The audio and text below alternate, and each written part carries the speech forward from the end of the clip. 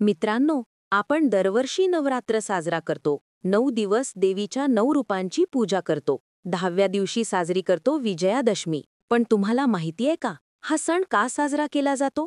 यामागे एक अद्भुत कथा आहे. महिषासूर मर्दिनी दुर्गा मातेंची कथा. पूर्वी दानवांचा राजा होता महिषासूर. तो खूप बलवान होता, पण त्याच्यात प्रचंड अहंकार होता. त्याला वाटायचं की मला कोणीही हरवू शकत नाही. महिषासुराने कठोर तपश्चर्या केली. तो पर्वतावर बसून वर्षानुवर्ष ब्रह्मदेवाची उपासना करत राहिला. शेवटी ब्रह्मदेव प्रसन्न झाले. महिषासूर म्हणाला, देवा, मला असा वरदान द्या की देव, दानव, गंधर्व कोणत्याही पुरुषाने मला कधीही मारू नये. ब्रह्मदेवाने म्हटलं, तुझं वरदान तुला मिळेल, पण लक्षात ठेव, स्त्रीच्या हातून मात्र तुझा वध होईल. महिषासूर हसला. स्त्री मला हरवणार हे अशक्य आहे. स्त्रिया कमजोर असतात. असं समजून त्याने वरदान स्वीकारलं. वरदान मिळताच महिषासुराचा गर्व वाढला. त्याने देवांवर हल्ला केला. इंद्रदेवाला पराभूत करून त्याने स्वर्ग ताब्यात घेतला. सूर्य, चंद्र, वायू, अग्नी सगळे देव पराभूत झाले. लोकांच्या मनात भीतीचं सावट पसरलं. राक्षस लोकांना त्रास द्यायला लागले. धर्म, नीती, सत्य सगळं हरून बसलं. महिषासुराच्या दरबारात रोज मद्यपान, नाचगाणं, अत्याचार सुरू होते. लोकांचा जगण्याचा त्रास वाढत गेला. देवांना वाटलं, आता आपण काहीतरी उपाय करायला हवा. ते ब्रह्मा, विष्णू आणि महिषांच्याकडे गेले. देव म्हणाले, महिषासुरामुळे जगात अराजकता पसरली आहे. त्याला रोखणं गरजेचं आहे, पण त्याचं वरदान खूप बलवान आहे. आपण त्याला थांबवू शकत नाही. तेव्हा तिन्ही महादेव म्हणाले, फक्त स्त्रीशक्तीच त्याला पराभूत करू शकते. आपली सर्व शक्ती एकत्र करून आपण ती निर्माण करू. तेव्हा सगळ्या देवांचं तेज एकत्र झालं. सूर्याचं तेज, चंद्राची शांती, विष्णूची शक्ती, शिवाचा क्रोध, ब्रह्म्याचं ज्ञान सगळ्या देवांच्या शक्तीतून एक दिव्यरूप प्रकट झालं. तेच होता आदिशक्ती दुर्गा माता.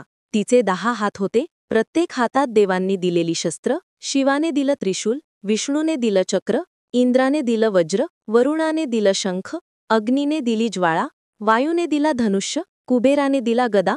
तिचा वाहन होता सिंह. तिचा चेहरा तेजस्वी होता, पण डोळ्यात प्रखर क्रोध होता. दुर्गा माता सिंहावर आरूढ होऊन महिषासुराच्या साम्राज्याकडे गेली. तिला पाहून महिषासूर हसला.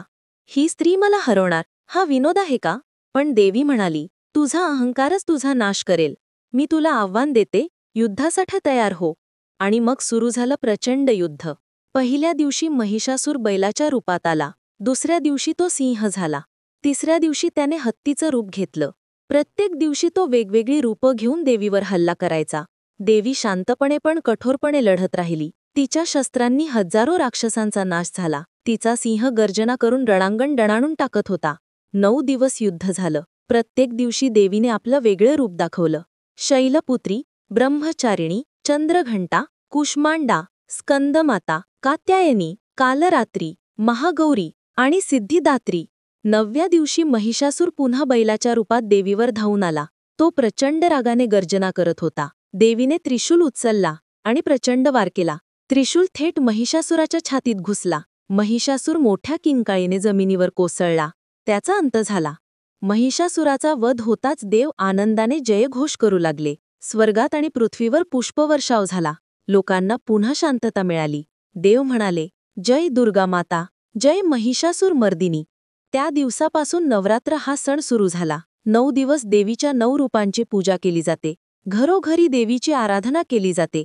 घटस्थापना केली जाते. ढोल, ताशे, गरबा, दांडिया या सगळ्यांमध्ये भक्तीचा उत्साह दिसतो. 10व्या दिवशी साजरा होतो विजयादशमी, चांगल्याचा वाईटावर विजय झाला म्हणून.